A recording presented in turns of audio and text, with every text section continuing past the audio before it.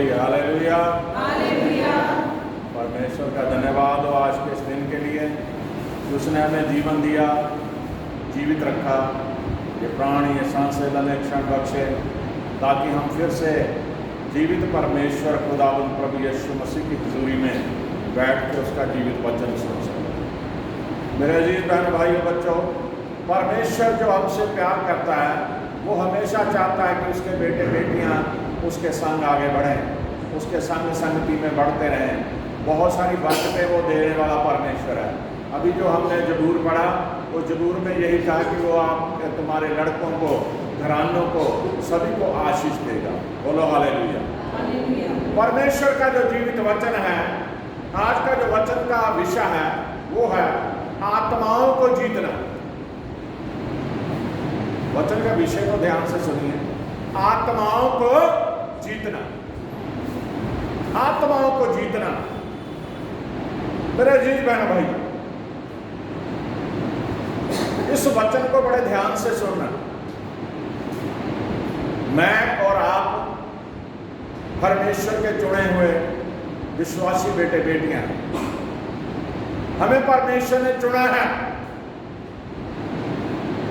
अब आप, जब आपको परमेश्वर ने चुन लिया, आपने तौबा करी, बपतिस्मा लिया, पवित्र आत्मा का दान पा लिया, आप संगति में आते हैं, आप भजन बंदगी करते हैं, आप पवित्र वचन सुनते हैं, आप पवित्र वचन पढ़ते हैं, आप घर पे दुआ करते हैं, अपने बच्चों संग दुआ करते हैं, संगति में रहते हैं, तो मेरे अजीज बहन भाइयों, यही आपकी लाइफ नहीं है कि बस इतने ही काम आपने कर। अब आपका कार्य है, आपने रूह को जीतने का क्रम शुरू करना है, कार्य शुरू करना है। आपने देखना अपने इर्द गिर्द, अपने रिश्तेदारों को, अपने भाई बंधुओं को, अपने पड़ोसियों को, समाज में जहां तक आपकी पहुंच है, जहां तक आपका सर्कल है, आपने देखना है कौन नरक की तरफ जा रहा है, कौन परमेश्वर से दूरी बनाए हुए है, कौन परमेश्वर से विमुख है। आपने तैयारी करके उससे बातचीत करनी है, उसे प्रेरणा देनी है कि पापों से अपने फिरा, उसे बताना है कि पाप छोड़ दे, यीशु मसीह का वचन उसे उन्हें सुनाना है, यीशु मसीह की शिक्षाएं उन्हें बतानी है और प्रभु यीशु मसीह के लिए रूह को जीतना है। बोलो हालेलुया। आत्मा को जीतने का मतलब ही यही है।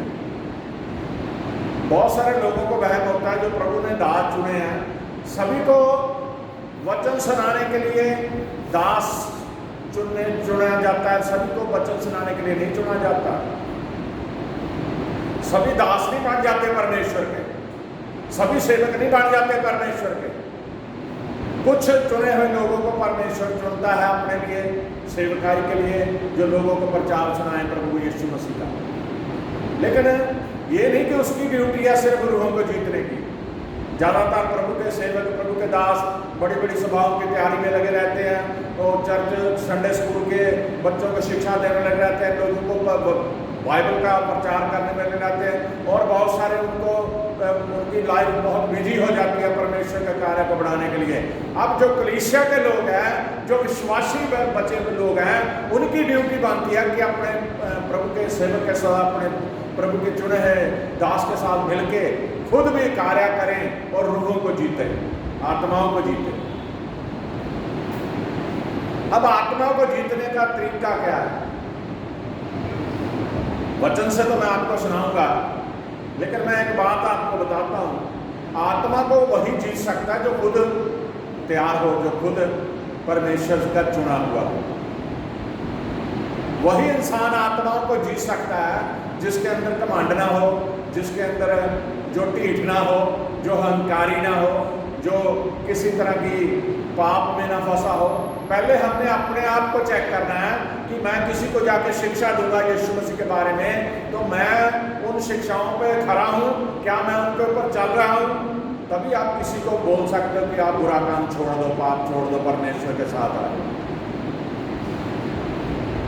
आत्माओं को जीतना, जब कोई भी धरती पे एक आत्मा को परमेश्वर की ओर लेके आता है ना, तो स्वर्ग में बहुत सारी खुशी मनाई जाती है। स्वर्गदूत और परमेश्वर मिलकर खुशी मनाते हैं कि एक रूह जीती गई है, एक एक आत्मा जीती है।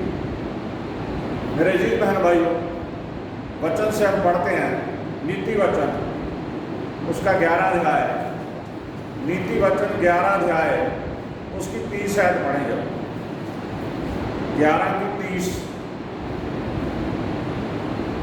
धर्मी का प्रतिफल जीवन का वृक्ष होता है। 11 की 30 नीति वचन 11 की 30। बोलो।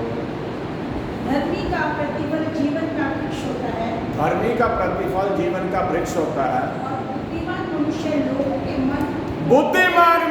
लोगों के मन को मोह लेता है, जीत लेता है। Hallelujah, hallelujah. हालेलुया। मैं दोबारा चाहूंगा आप ध्यान से सुने, जरा ऊंची आवाज में पढ़िए। धर्मी का प्रतिफल जीवन का वृक्ष होता है। जो धर्मी इंसान बन जाता है, परमेश्वर का चुना हो जाता है, विश्वासी बन जाता है, उसके लिए क्या रखा हुआ? जीवन का वृक्ष, सदा का जीवन, जीवन का वृक्ष है। और बुद्धिमान मनुष्य लोगों के मन को मोह लेता है। अब जो बुद्धिमान मनुष्य है वो लोगों के मन को मोह लेता है। अगर आपको पता ही नहीं है परमेश्वर का प्रचार का, आपने कभी बाइबल खुद तो पढ़ी नहीं है, दूसरे को जाके आप बाइबल में से क्या बताएंगे? आपने कभी बाइबल पढ़ी नहीं है, कभी आप उस पर ध्यान नहीं देते, सोचते नहीं हैं, पढ़ते नहीं हैं, याद नहीं करते वचन, और कोई आपसे वचन के बीच पूछ ले कि ये वचन कहाँ लिखा है, आपको पता ही नहीं, आप कैसे बताए हुए? फिर आप कैसे रूह जीत लोगे? वो तो कहेगा इसे आप खुद नहीं पता, ये मुझे क्या बताएगा? अगर आपको दुआ करनी नहीं आती तो आप दूसरे को कैसे कहेंगे कि आए तो आइए दुआ करें? आप कैसे शिक्षा देंगे कि आप दुआ कीजिए? पहले अपने आप को तैयार करना है, बुद्धिमान बनना है। स्पष्ट लिखा, बुद्धिमान मनुष्य दूसरे के हृदय को क्या कर लेता? मोह लेता, लोगों के हृदय को मोह लेता। लोग तभी परमेश्वर के पीछे आएंगे अगर आप अक्लमंद बनेंगे वचन के अनुसार। धर्मी का प्रतिफल तो जीवन का वृक्ष है,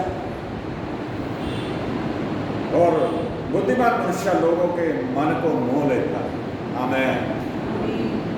यीशु मसीह मनुष्य बन के इस धरती पे आए, लोग नहीं जानते थे कि ये परमेश्वर है। वो एक मनुष्य की तरह घूमे, हमारी तरह लोगों में चले फिरे, और उनके पास ऐसा परमेश्वर का दिया हुआ अनुग्रह था, ऐसी शक्ति थी जो लोगों के दिल को मोह लेते थे। लोग दौड़े आते थे उसके पास, भीड़ की भीड़ उसके पास आती थी, क्योंकि उसे वचन सुनाने के लिए दृष्टांतों में यीशु मसीह वचन सुनाते थे। लोग एकदम से मोह लिए जाते, उनका दिल प्रभु की तरफ हो जाता है। हमने बुद्धिमान बनना है, पहले अपने अंदर से बुराई को निकालना है, पहले खुद परमेश्वर का बच्चा बनना है, पहले खुद सारी बुराई अपने अंदर से निकालनी है, तभी आप परमेश्वर की हुजूरी में किसी रूह को जीत सकते हो। बोलो हालेलुया, बोलो हालेलुया। भजन संहिता 126 जरूर, उसकी 5 और 6 आयत पढ़े जाते।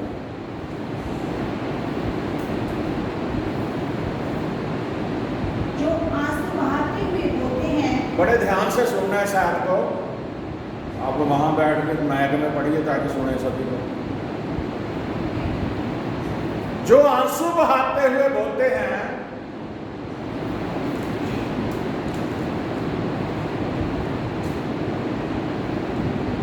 वे जय जयकार करते हुए लव नहीं पाएंगे। जो आंसू बहाते हुए बोलते हैं वह जय जयकार करते हुए लवने पाएंगे। चाहे बोने वाला बीज लेकर रोता हुआ चला जाए, चाहे बोने वाला बीज लेके रोता हुआ चला जाए, परंतु वे फिर पुलियां लिए जय जयकार करता हुआ निश्चय लौट आएगा। परंतु फिर वो उसमें लेके जय जयकार करता निश्चय लौट आएगा। बोलो हालेलुया। अब यहाँ पे एक बहुत ही अच्छी बात है वचन में कि चाहे आप आंसू बहाते हुए रो रो के कोई कार्य करते हैं, बोझ रख के, उदाहरण दीजिए फसल के ऊपर, बीज के ऊपर, कि बड़े दुख के साथ, बड़ी मेहनत के साथ, कई बार मन भी नहीं है कि जाके बीज बो दूँ, लेकिन जब आप जाके वो बीज बोते हैं दुख उठा के, रो के, और फिर क्या होता है, आप कूले बांध के, खुशी से कूले बांध बांध के उसको लेके आएंगे, खुशी से फसल आपकी पड़ेगी। यही किसान के साथ होता है।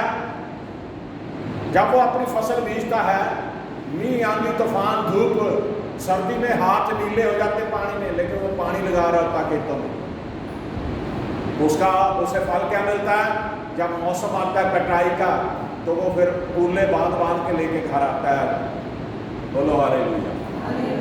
जब आप अपने शरीर को परमेश्वर के लिए इस्तेमाल करते हो, चाहे दुख मिले चाहे सुख में हो, आप परमेश्वर के लिए रूह जीतने के लिए कार्य कर रहे हो।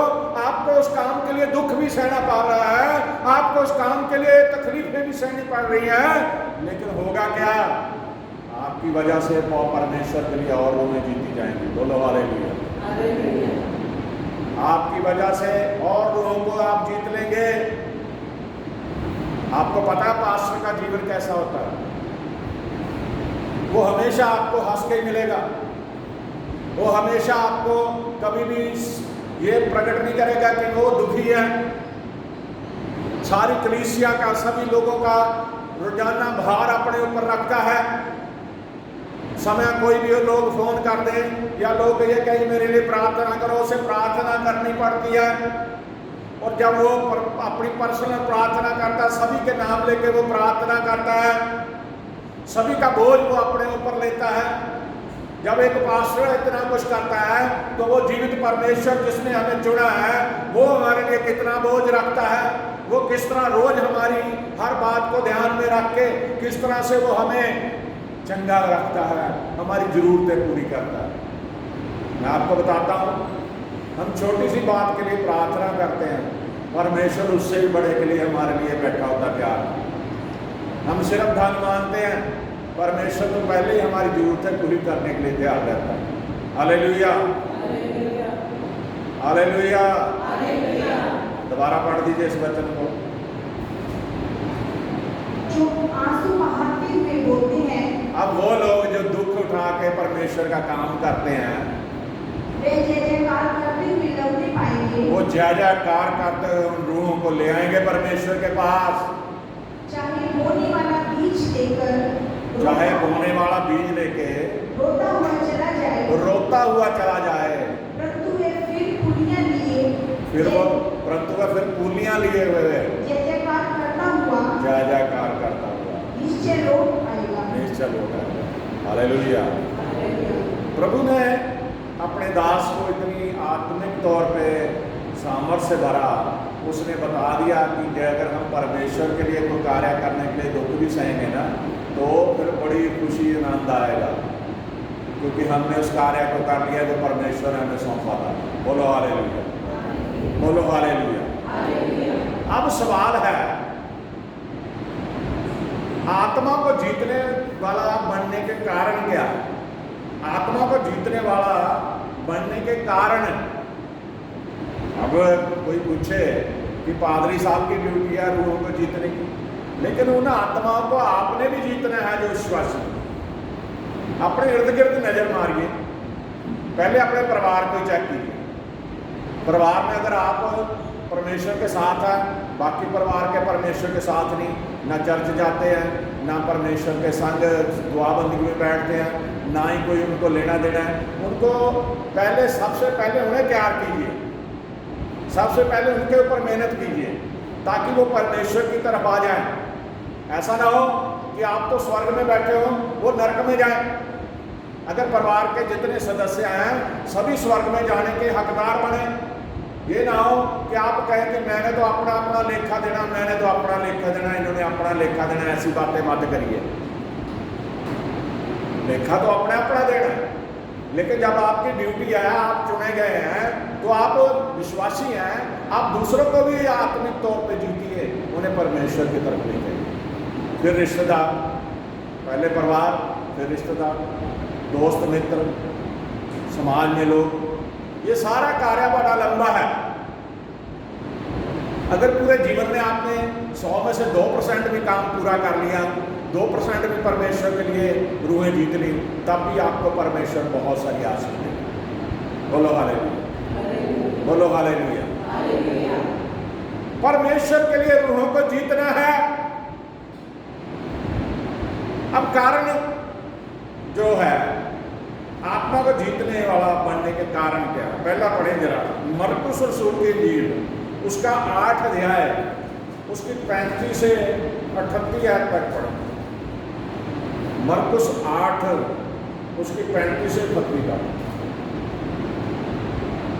क्योंकि जो कोई अपना प्राण बचाना चाहे, क्योंकि जो कोई अपना प्राण बचाना चाहे वह उसे खोएगा, वह उसे खोएगा। ध्यान से सुनिए, यीशु मसीह कहते जो अपना प्राण बचाना चाहेगा ना वह उसे खोएगा। कई लोग कहते बस मैं बच गया जी, मुझे क्या लेना, मेरा भाई क्या नरक में जाए, मेरा परिवार नरक में जाए, मैं तो बच गया।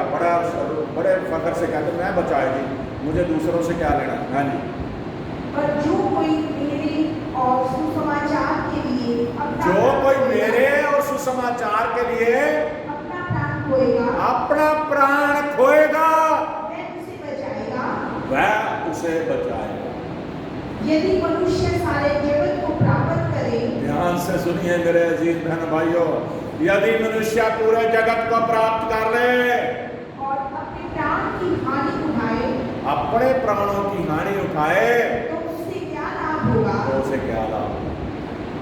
मनुष्य अपने प्राण के बदले क्या देगा? मनुष्य अपने प्राण के बदले क्या देगा?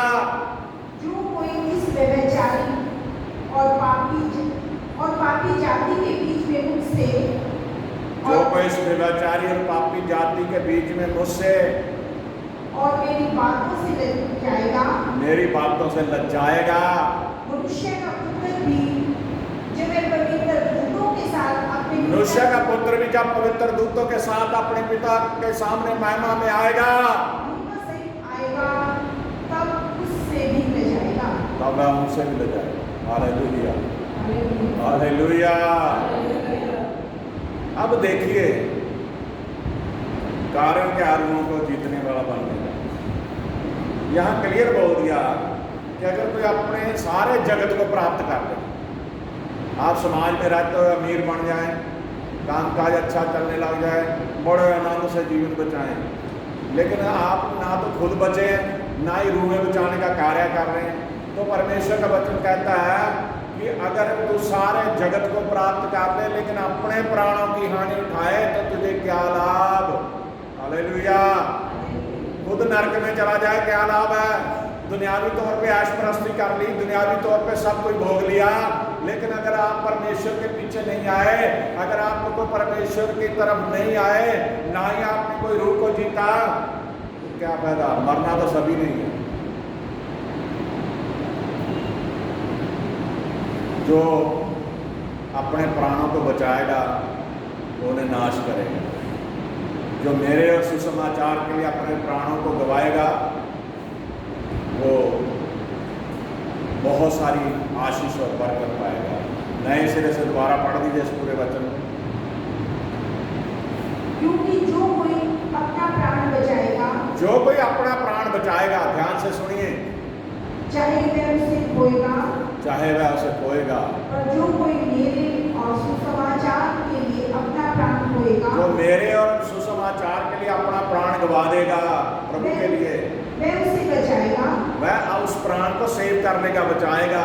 यदि मनुष्य सारे जगत को प्राप्त कर ले और अपने प्राण की हानि उठाए, और अपने प्राणों की हानि उठाए, तो उसे क्या लाभ होगा? उसे क्या लाभ होगा? हालेलुया। मनुष्य अपने प्राण के बदले क्या देगा? अब बताइए, मनुष्य अपने प्राण के बदले परमेश्वर को क्या दे देगा? जो कोई इस व्यभिचारी और पापी जाति के बीच में, जो कोई इस व्यभिचारी और पापी जाति के बीच में मुझसे और मेरी बातों से लजाएगा, मुझसे और मेरी बातों से लज जाएगा, मनुष्य का पुत्र भी जब पवित्र दूतों के साथ अपने दूतों के साथ अपने पिता की महिमा में आएगा, महिमा से आएगा, तब उससे भी लजाएगा। तो वह उनसे लजाएगा। हालेलुया। हमने शर्म महसूस नहीं करनी।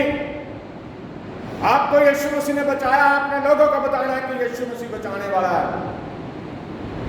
पूरी दुनिया में गवाह बनना अपने परमेश्वर के, यीशु मसीह गवाहियां देनी है। हर इतवार जब यहाँ टाइम आता कि आपके जीवन में कोई गवाही बनी, सभी आराम से बैठे रहते हैं। हर हफ्ते परमेश्वर कोई ना कोई अनुभव हमें देता है। हर एक के जीवन में नई नई गवाहियां बनती हैं, लेकिन हमें शर्म महसूस होती है कि उठ के हम बताएं। बाइबल बताती है जब साक्षी आपके जीवन में गवाही होती है, जो आपके जीवन में चमत्कार छोटे से बड़ा जो भी होता है, अगर आप सभी के बीच में बांटेंगे तो वो चमत्कार के जरिए और रूहें जीती जाएंगी। Hallelujah, hallelujah, hallelujah. याकूब का खत, उसका पहला अध्याय, उसकी 5 आयत पढ़े।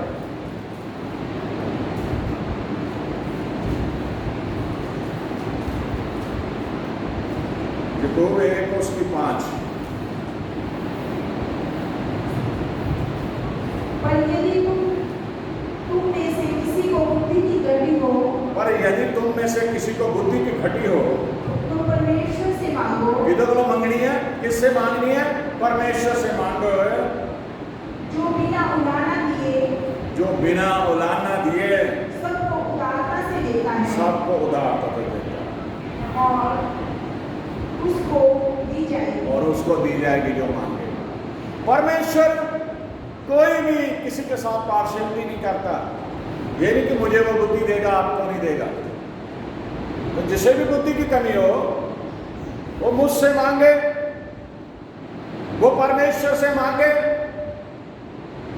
वो उसे उदारता से देगा, बड़े खुले दिल से देगा। जरूरत है मांगने की। शुरू में नीति वचन के अध्याय में हमने पढ़ा, बुद्धिमान मनुष्य लोगों के दिलों को क्या कर लेता? मोह लेता। अगर बुद्धि नहीं होगी, लोगों के दिल को कैसे मोहोगे? सुलेमान को परमेश्वर ने बुद्धि बख्शी और कैसी अकल उसे दी, उसके बारे में कहा गया, ना तेरे जैसा इस युग में ना आने वाले युग में कोई बुद्धिमान नहीं।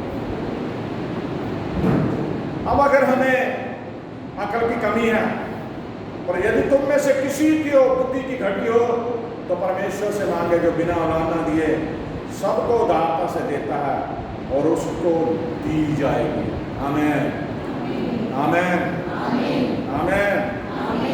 इफिसियों का खत 5 अध्याय उसकी 18 आयत पढ़े। इफिसियों 5 की 18।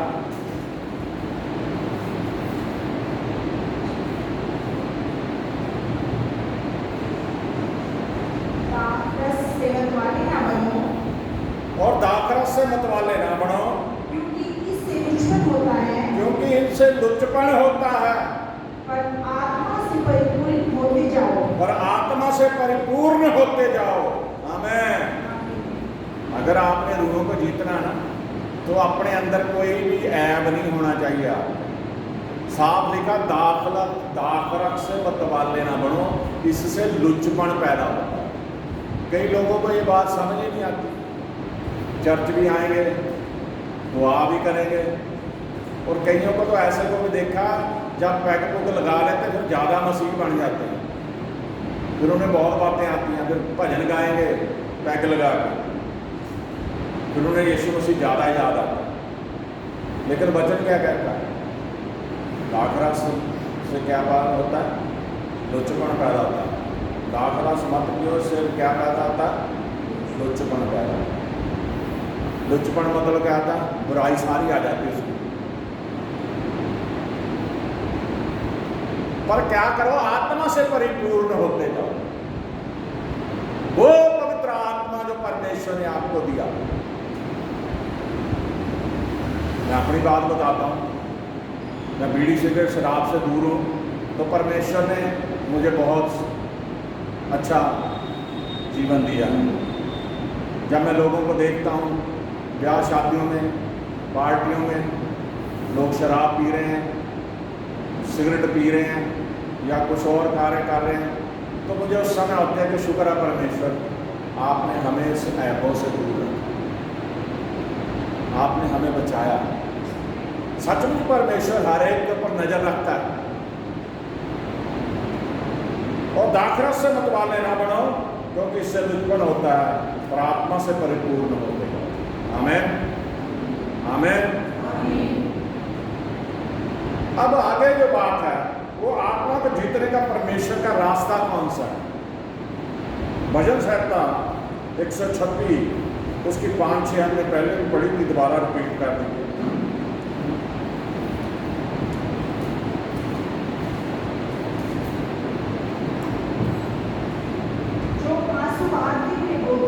ये हमने दोबारा रिपीट इसलिए किया है कि कई बार हम क्या करते हैं, बस ये पता हमें पढ़ लिया था हमने, ये नहीं सोचना कि जो पापी है पहले मुझसे बात करे, जो शराबी है पहले मुझसे बात करे। आपने बात आगे बढ़ के करनी है, क्योंकि आपने परमेश्वर के लिए काम करना है। शुरू में आपको तकलीफ होगी, वो आपकी बात नहीं सुनेगा, शुरू में आपको बड़ा दुख होगा, कई बार आप 10 बार भी मिलेंगे वो नहीं सुनेगा, हो सकता 11वीं बार वो बदल जाए। ये नहीं कि एक बार किससे बात कर ली उसने सुनी नहीं तो ये कह जाएगी नरक में जाए, हमें कर लेना है, मेरी कौन सी सुनता है। आपको बार बार उपराला करना है, बार बार उपराला करना है। बाइबल को ध्यान से देखिए, यीशु मसीह ने कहा वैद्य को, अच्छे वालों को वैद्य की जरूरत नहीं होती, बीमारों को वैद्य की जरूरत होती है। हालेलुया। वैद्य की जरूरत किसे होती है? बीमारों को। डॉक्टर की जरूरत बीमारों के होती है, अच्छे वालों को तो नहीं होती। आप जब परमेश्वर के चुने हुए हैं, आप बार बार जो बीमार है, पाप में फंसा हुआ बीमारी में, उससे बात कीजिए, वैद्य बन के जाइए उसके पास। यीशु मसीह पापियों के लिए आया इस जगत में, क्लियर लिखा। उसने पापियों से प्यार किया, उनके घर में जाके खाया पिया। हम पापियों से नफरत ना करें, बल्कि पाप से नफरत करें जो प्रभु का होगा। Hallelujah, hallelujah. उन्हें बदले, परमेश्वर के लिए रूप में जीते। अब जो अगली बात है, आत्मा को जीतने की हार्दिक पीड़ा होना, हार्ट ब्रोकन जिसे कहते, दिल को तोड़ के प्रार्थना करनी, रो रो के प्रार्थना करनी। अगर हम वचन में पढ़ेंगे, यिर्मयाह 9:1 पढ़ेंगे ना, आत्मा को जीतने के लिए हार्दिक पीड़ा होना वह रोकता है। यानी कि यीशु मसीह भी यरूशलेम पर रोया, यरूशलेम के लोगों की जिंदगी देख के यीशु मसीह को भी रोना आ गया। अब यीशु मसीह तो एक पल के जाते सभी सारे यरूशलेम को बदल सकते थे, लेकिन यीशु मसीह ने इंसानी शरीर में जगह जगह जाकर प्रचार किया, उनको जगह जगह जाकर बदलने की कोशिश करी और बहुत सारे रूहों को जीता उसने। अब प्रभु यीशु मसीह यरूशलेम के रोया।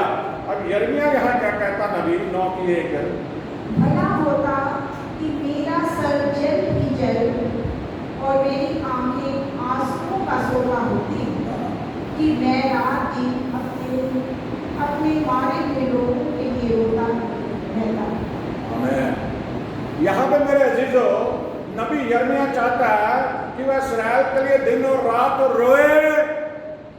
अब आप अपनी कलीसिया के देखिए, हर हफ्ते मैं आपसे कहता हूँ कि हमारी कलीसिया बहुत बड़ी है, लेकिन बहुत सारे लोग इतवार को बेफिक्र लापरवाह आते नहीं हैं।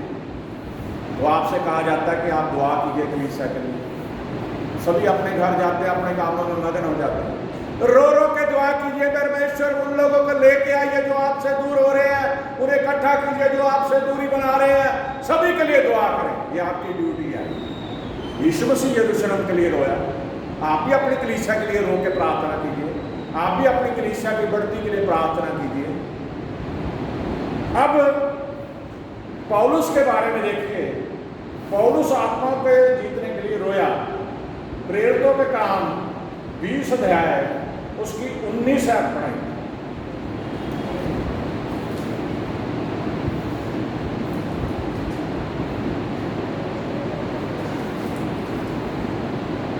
पढ़ 20 क्यों नहीं? अर्थात बड़ी दीनता से और आंसू बहा भाकर और उन परीक्षाओं में जो यहूदियों के वचन के कारण मुझ पर आ पड़ी, मुझ पर आ पड़ी, युद्धों के प्रचंड के काल मुझ पर आ पड़ी। मैं प्रभु की सेवा करता ही रहा। मैं प्रभु की सेवा करता, दुख मिला उसे, लेकिन उसने प्रभु की सेवा नहीं बंद करी। अगर 20 की 31 पढ़ दे, वहां लिखा वो किस तरह रोता रहा, कितने वर्ष तक रोता रहा। इसलिए जागते रहो और स्मरण करो कि मैंने 3 वर्ष तक रात दिन आंसू बहाकर रात दिन आंसू बहाकर, एक टाइम नहीं, रात दिन आंसू बहाकर हर एक को चेतावनी देकर देना ना छोड़ा। चेतावनी देना नहीं छोड़ा। यीशु मसीह के पीछे आ जाओ, पाप को छोड़ दो, गुनाह से तौबा कर लो। परमेश्वर की आमद नजदीक है, परमेश्वर आपको बचा सकता है। मेरे अजीज बहनों भाइयों, अगर पुराने आदमनामे में आप नूह को देखिए, आपको पता है नूह को जब परमेश्वर ने हुक्म दिया कि लोगों को मैं पानी से खत्म कर दूंगा, दुनिया को जो भी पृथ्वी पे लोग है सारी पृथ्वी को नाश कर दूंगा, तो कितने साल लगे उसे किश्ती बनाने में? कितने साल लगे?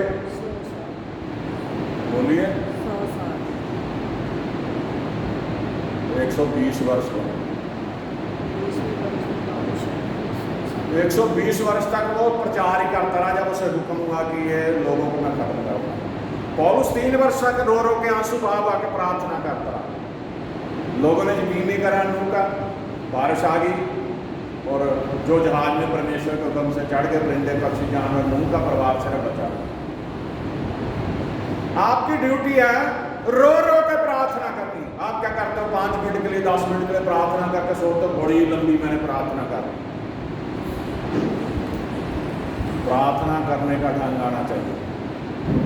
रो रो के प्रार्थना कीजिए, अपनी कलीसिया के लिए, अपने घर के लिए, अपने लोगों के लिए, अपने भाई बंधुओं के लिए, अपने रिश्तेदारों के लिए, अपने दोस्त मित्रों के लिए, सभी के लिए रो रो के प्रार्थना। कोई समय था जब ये छोटा सा भवन था, प्रभु का घर छोटा सा था, उस समय इतना रश होता था, बैठने को भी जगह नहीं होती, बाहर बैठना पड़ता था कहीं। अब परमेश्वर ने इतना बड़ा दे दिया, तो आज कलीसिया बैकस्लाइड हो रही है। क्यों? क्योंकि परमेश्वर का काम सही तरीके से नहीं है। सिर्फ प्रभु के दास की ड्यूटी नहीं है, आप सभी की ड्यूटी है। एल्डर किस लिए चुने जाते हैं? सेक्रेटरी किस लिए चुने जाते हैं? रिस्पॉन्सिबिलिटी समझनी चाहिए, अपना कर्तव्य समझना चाहिए, लेकिन सभी भागे हुए, कोई यहाँ नहीं। लास्ट में कुछ वचन हम पढ़ेंगे।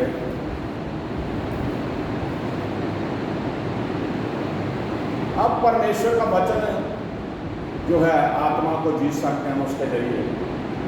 पहला पत्रस 1 अध्याय उसकी 23 आयत पढ़ें।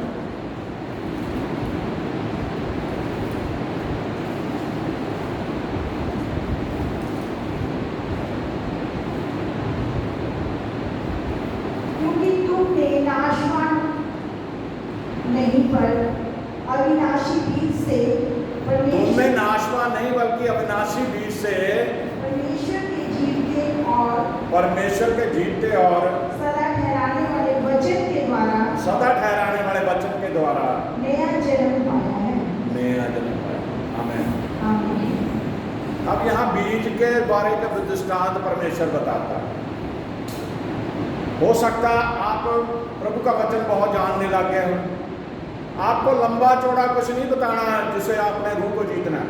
आपको एक ही वचन ऐसा याद होना चाहिए जो उसके हृदय में धंस जाए, तो उसका जीवन बदल जाए।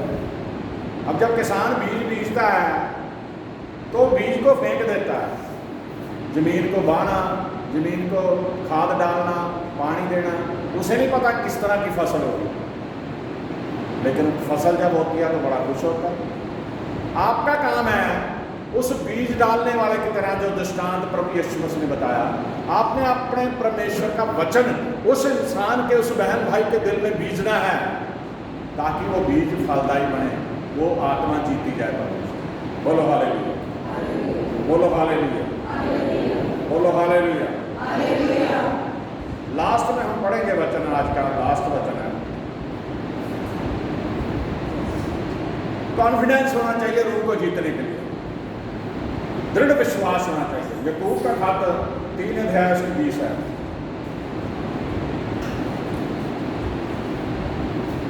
याकूब 3 की 20।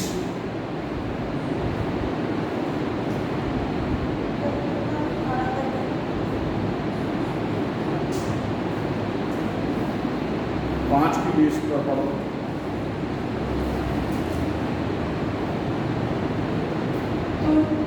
तो वह ये जान ले कि जो कोई किसी वह जान ले कि जो कोई किसी भटके हुए पापी को फेर लाएगा, वह एक प्राण को मृत्यु से बचाएगा, वह एक प्राण को मृत्यु से बचाएगा और अनेक पापों पर पर्दा डालेगा, अनेक पापों को पर्दा डालेगा।